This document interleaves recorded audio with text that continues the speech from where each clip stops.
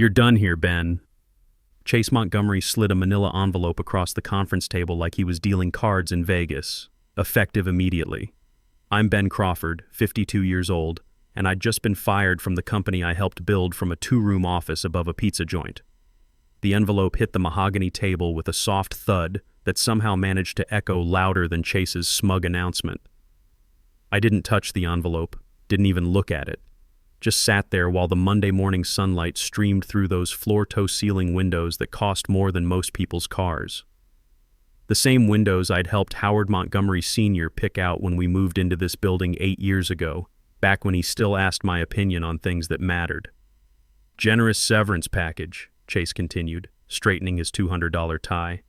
Plus full benefits through the end of the year. Dad wanted to make sure you were taken care of. Dad.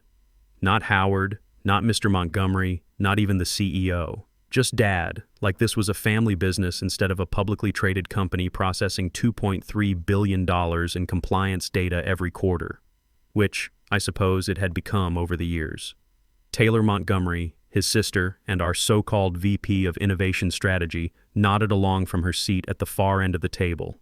She was 29, fresh from some startup accelerator program, and had the kind of confidence that comes from never being told no by anyone who mattered.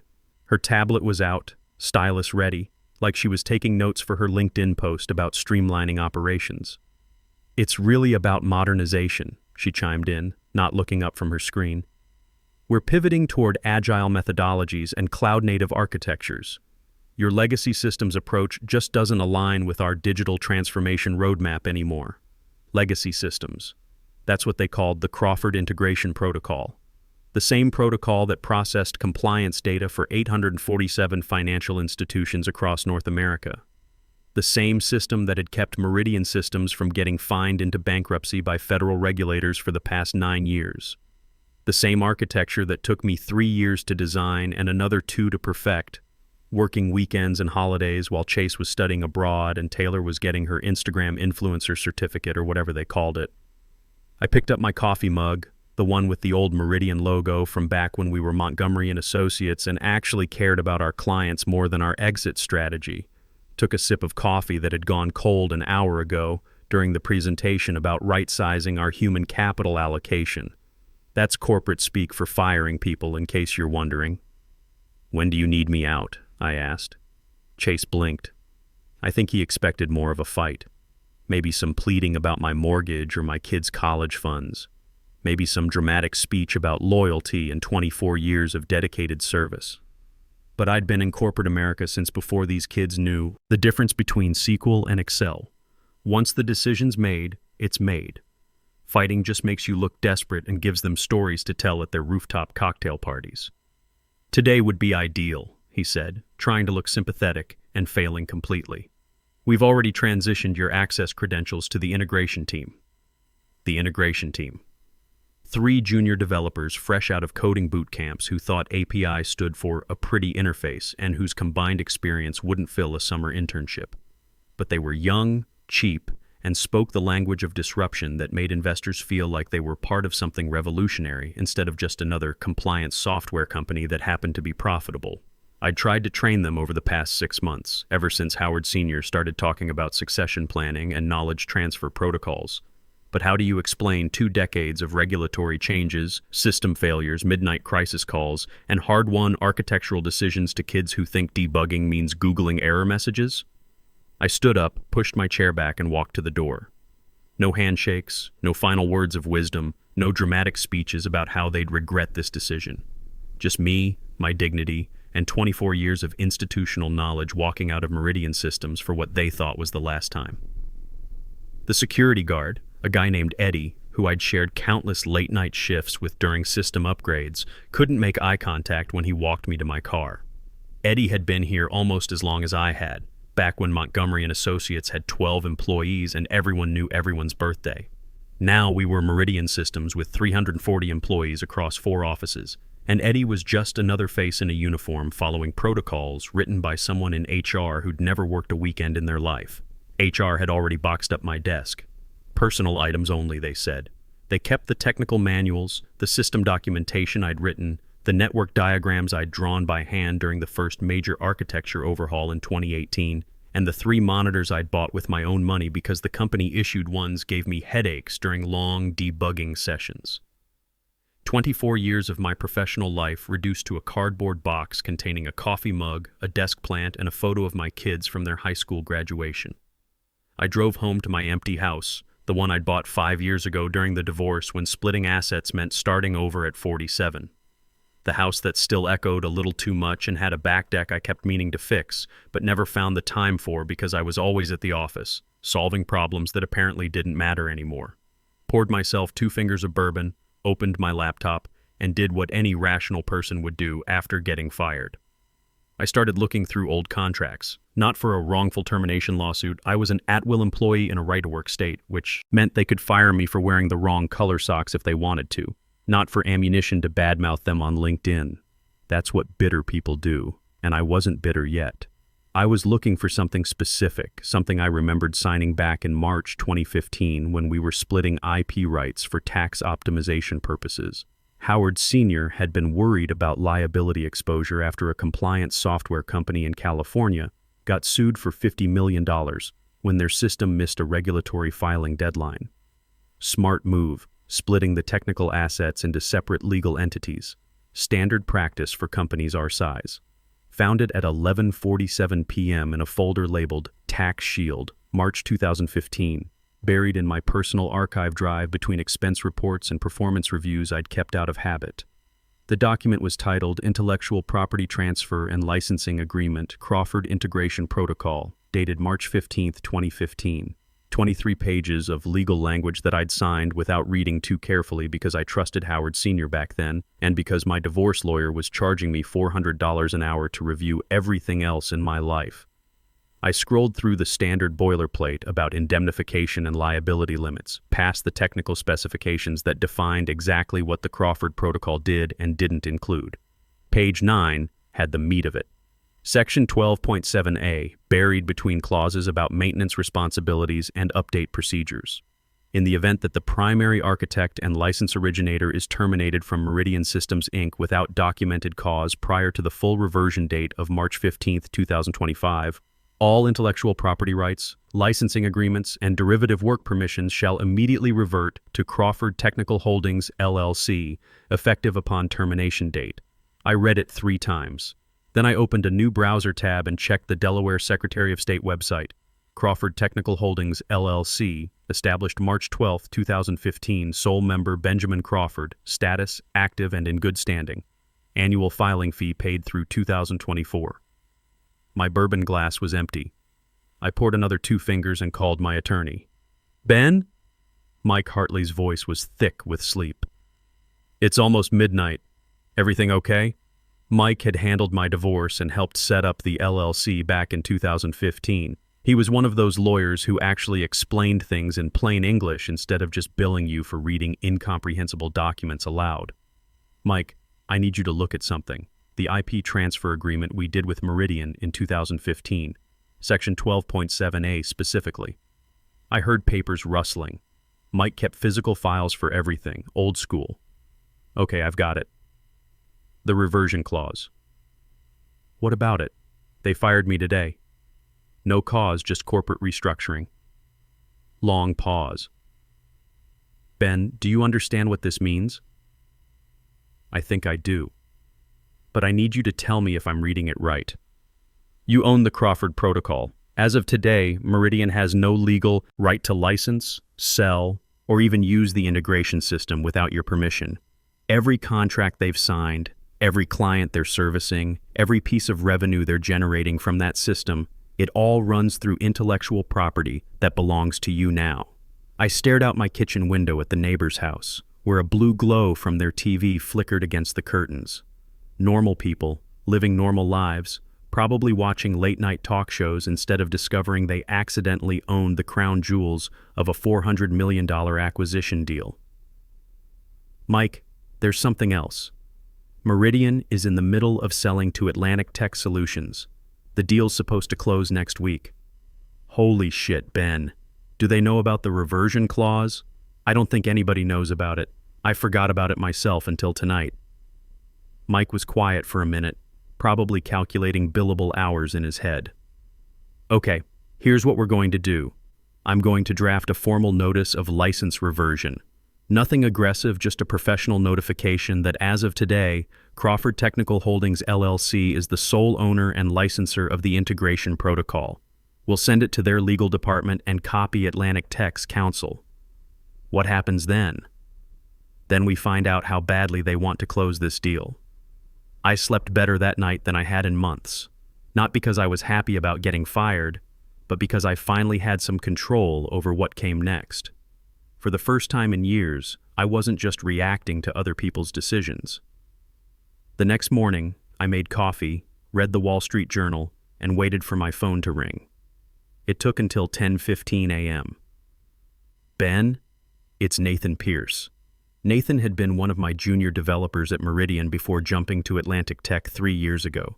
Smart kid, good instincts, one of the few people who actually understood why I'd built certain redundancies into the protocol instead of just accepting that it worked. Now he was their director of technical integration, which meant he was the guy tasked with making sure the $400 million they were about to spend actually did what the sales brochures promised. Nathan: been a while. Yeah, well, I heard about yesterday. That's rough, man. You doing okay? I'm fine. What can I do for you? There was a pause, the kind that happens when someone's trying to figure out how to ask a question they're not supposed to be asking. Look, I probably shouldn't be calling, but we're doing technical due diligence on the Crawford protocol, and some things aren't adding up. The documentation references implementation decisions that don't match what their current team is telling us. I wasn't surprised. The 3 kids on the integration team probably couldn't explain why I'd chosen PostgreSQL over MySQL for the primary data store, much less walk someone through the compliance algorithms that took me 2 years to perfect. They were good at following procedures and fixing obvious bugs, but they had no idea why the system was designed the way it was. What kind of things? I asked. Well, for starters, their lead developer thinks the transaction validation engine runs on machine learning. It doesn't, right? It's rule-based expert systems with decision trees. I almost laughed. Tommy Davis, their lead developer, was 24 years old and thought artificial intelligence was the solution to every problem that couldn't be solved with more RAM. Nathan: machine learning couldn't handle real-time compliance validation if you gave it a quantum computer and a team of Nobel Prize winners. The regulatory requirements change too fast, and the penalty for false positives is too high. You need deterministic logic, not probabilistic models. That's what I thought. But he showed us this presentation about upgrading to TensorFlow and implementing neural networks for pattern recognition. Pattern recognition for what? Compliance rules aren't patterns, they're legal requirements. Either a transaction meets the regulatory criteria or it doesn't. There's no gray area for machine learning to optimize. I could hear Nathan typing in the background. Ben, can I ask you something off the record? Shoot. Who actually owns the Crawford protocol? I took a sip of coffee and watched a cardinal land on my back porch, same spot where one had been sitting yesterday morning. That's an interesting question, Nathan. Why don't you have your legal team check the licensing documentation? Specifically, any agreement signed in March 2015. The line went quiet for about 10 seconds. Are you telling me what I think you're telling me? I'm not telling you anything. I'm suggesting your lawyers do their jobs. Ben, if what I think you're suggesting is true, this deal is in serious trouble. The deal doesn't have to be in trouble, but it might need some adjustments. After I hung up, I made another pot of coffee and went out to look at my deck. The boards were starting to warp in places, and the railing needed sanding and staining. Physical problems with physical solutions. I'd been putting off this kind of work for years, always too busy with emergencies at the office, fires that needed putting out, systems that needed babysitting. Maybe it was time to start fixing things I could actually control. By 2 p.m., Atlantic Tech's legal team had found Section 12.7a. By 3 p.m., they'd confirmed with the Delaware Secretary of State that Crawford Technical Holdings was still active and in good standing. By 4 p.m., their lead counsel was on a conference call with Meridian's legal department, asking some very pointed questions about intellectual property ownership and due diligence procedures. I wasn't on that call, but I heard about it from Nathan, who heard about it from his boss, who was apparently sitting in the room watching Howard Montgomery Sr. turn 3 different shades of red while his son Chase tried to explain how firing the system architect 5 days before closing might have been a strategic oversight. The emergency board meeting was scheduled for 9 a.m. the next morning. I got the call at 6:30 a.m. from Patricia Wells, Atlantic Tech's lead counsel. Her voice had the crisp efficiency of someone who'd spent her career cleaning up other people's mistakes and wasn't particularly surprised to be doing it again. "Mr. Crawford, I think we need to talk. I figured you might. Would you be available to join a conference call at 10 a.m.? There seem to be some questions about the technical architecture that only you can answer." "I'm available, but I should mention that I'm no longer employed by Meridian Systems." "Yes, we're aware of that. In fact, that's exactly why we need to talk to you." At 9:55 a.m., I dialed into the conference bridge and found myself in a virtual room with 12 people from Atlantic Tech and Meridian.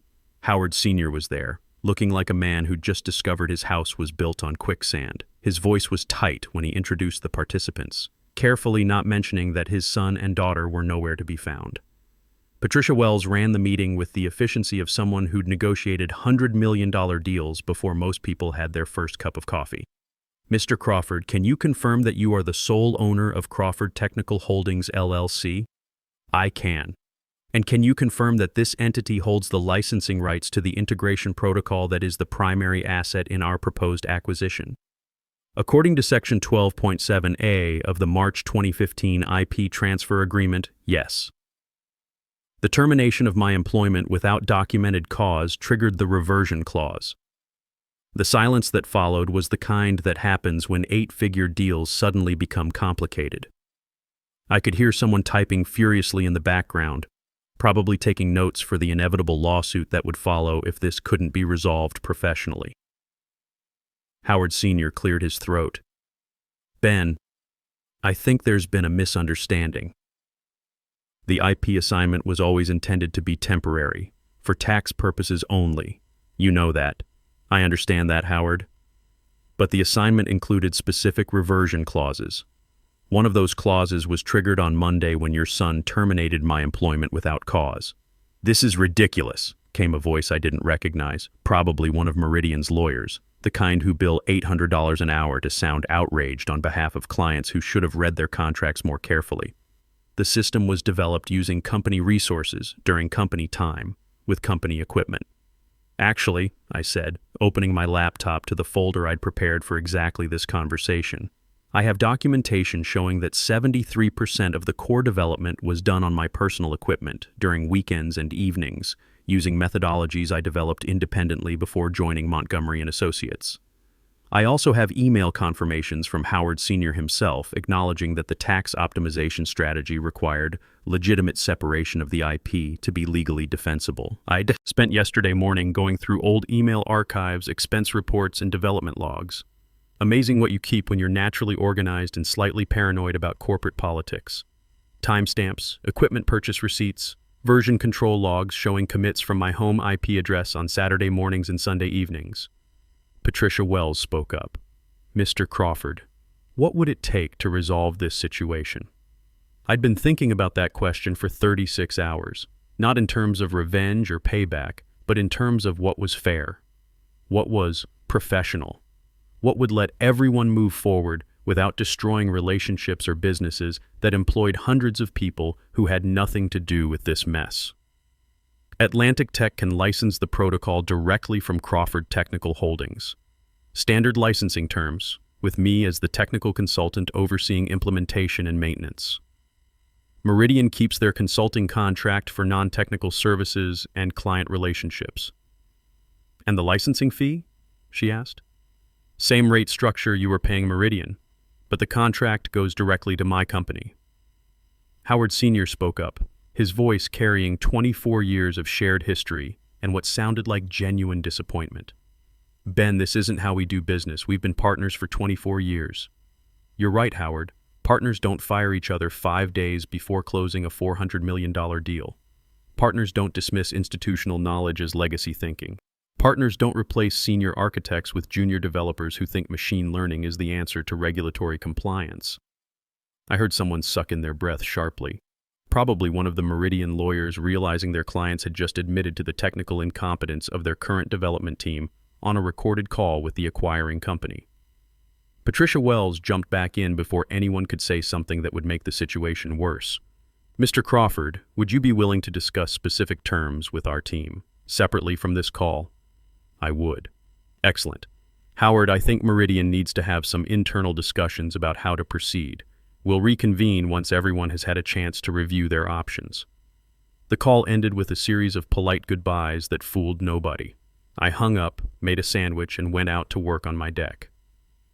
Physical work helps clear your head after dealing with corporate politics, and I had a feeling this was just the beginning of a very long negotiation process. At 4:30 p.m., Nathan called back. You know Chase and Taylor are both gone, right? Gone how? Howard Sr. called an all-hands meeting at 3 p.m., said they were taking extended leave to pursue other opportunities and focus on personal development. Translation, they're fired.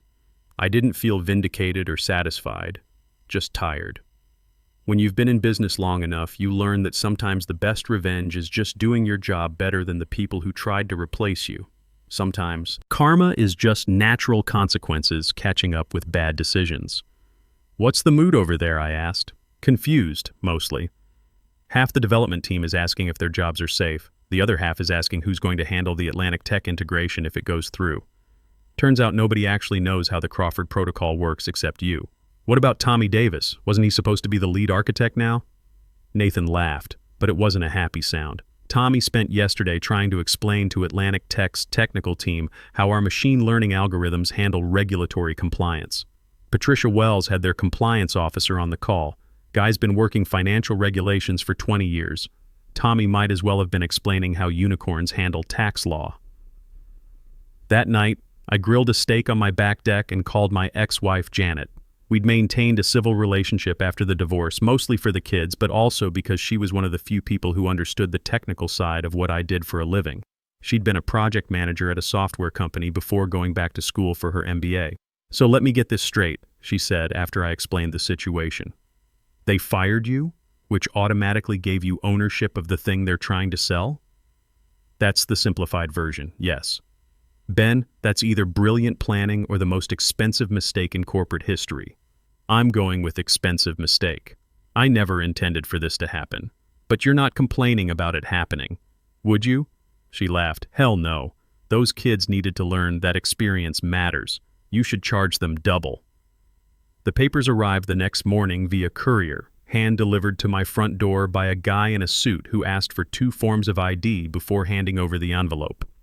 Inside was a licensing agreement between Crawford Technical Holdings LLC and Atlantic Tech Solutions, along with a consulting contract that made my old salary look like pizza money. The terms were straightforward. Atlantic Tech would license the Crawford Protocol directly from my company for the same $400 million they'd planned to pay Meridian, minus Meridian's cut for ongoing client services and integration support. My company would receive 60% of the licensing revenue, with Meridian keeping 40% for their existing client relationships and sales infrastructure. More importantly, I would serve as senior technical advisor for the integration, with final approval authority on any modifications to the core system. I read through the contract twice, called Mike Hartley to review the legal language, and signed it at my kitchen table with a cup of coffee and the morning news playing in the background.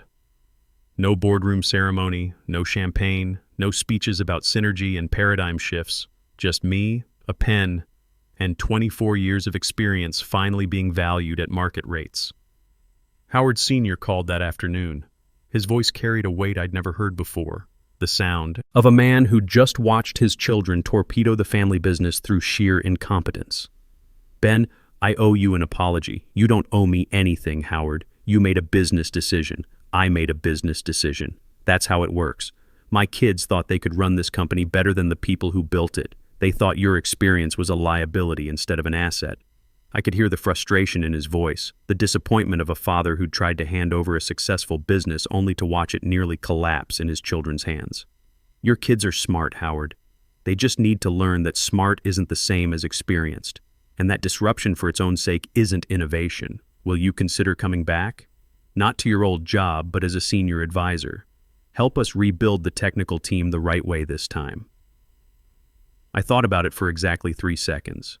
The idea of sitting in meetings about agile transformation and digital disruption made my teeth hurt. I'll consult on specific projects through my company. But I'm done with office politics and daily meetings about meetings. I've got my own business to run now. Fair enough. What about the integration team? Tommy Davis is asking if he should start looking for another job. Tommy's a good kid. He just needs to understand that machine learning isn't the answer to every problem. Have him call me. I'll walk him through the compliance architecture so he can actually answer questions when Atlantic Tech's auditors come calling. 3 weeks later, the integration went live without a single compliance violation or system failure. Tommy Davis, properly mentored and armed with actual documentation, handled the technical deployment while I provided remote oversight from my home office. The Atlantic Tech team was impressed. Their compliance officer sent a bottle of bourbon and a note saying it was the smoothest regulatory system transition he'd ever supervised. 6 months later, Crawford Technical Holdings has 4 employees and contracts with 6 different companies to design and implement compliance systems. Atlantic Tech's integration was so successful they recommended us to 2 of their partners. Word spreads fast in the compliance software world when you actually deliver what you promise. Chase Montgomery is apparently working for a blockchain startup in Austin, where his MBA and enthusiasm for disruption are probably better suited to whatever it is blockchain startups do when they're not raising venture capital. Taylor launched something called a digital wellness consultancy that helps companies optimize their social media engagement strategies for maximum synergy. Her LinkedIn profile is full of inspirational quotes about authentic leadership and pivoting toward purpose-driven solutions. And me? I'm sitting in my home office at 7 a.m. working on problems that actually matter for clients who understand that good systems take time to build and experienced people to maintain. No more meetings about right-sizing human capital or leveraging core competencies for sustainable growth vectors. No more presentations about disrupting ourselves before someone else disrupts us. Just good, solid engineering work that keeps businesses running and regulators happy. Design systems that work, document them properly, train people to maintain them, and charge what the work is actually worth. It's exactly what I wanted to be doing at 52, but couldn't have imagined how to get here without getting fired first. The Cardinal is back on my porch this morning, sitting in the same spot it's claimed for the past 6 months. Still red, still territorial, still completely unconcerned with digital transformation initiatives or paradigm shifts. Some things don't need to change, and some things change whether you want them to or not. I've learned the difference, finally. After 24 years in corporate America, getting fired was the best thing that could have happened to my career. Not because I hated my job or resented Howard Sr., but because I'd forgotten that experience has value beyond just showing up and solving problems. I'd forgotten that institutional knowledge isn't the same thing as legacy thinking. I'd forgotten that being good at what you do should be worth something more than a cost center budget line and a performance review that rates you as meets expectations. Now I remember. And my clients remember too, every time their systems pass regulatory audits and process transactions without failing. Every time they need someone who understands that compliance isn't just about following rules, but about understanding why the rules exist and how they've evolved over decades of regulatory changes. Tommy Davis called yesterday to thank me for the mentoring. He's been promoted to senior developer and is working on a new project that actually uses his skills properly instead of asking him to reinvent systems that already work. The integration team has grown from 3 people to 7, and they're hiring experienced developers instead of just coding bootcamp graduates. Meridian is doing fine. Their stock price recovered after the Atlantic Tech deal closed, and they're focusing on what they do best, client relationships and business development. Howard Sr. is talking about retirement, real retirement this time, with succession planning that involves promoting people based on competence instead of genetics. The house is quieter now, but it's a good quiet. Productive quiet. The kind of quiet you get when you're not constantly stressed about office politics or worried about whether your job will exist next quarter. I fixed the deck, finally. Sanded and stained the whole thing over a weekend, working with my hands instead of my brain for a change. Sometimes you have to lose the game to realize you were playing by the wrong rules. Sometimes getting fired is the best career move you never planned to make. Sometimes the thing you think is the end is actually just the beginning of something better. The Cardinal chirped once and flew away. I poured another cup of coffee, opened my laptop, and got back to work. Real work, the kind that matters for people who understand what they're paying for.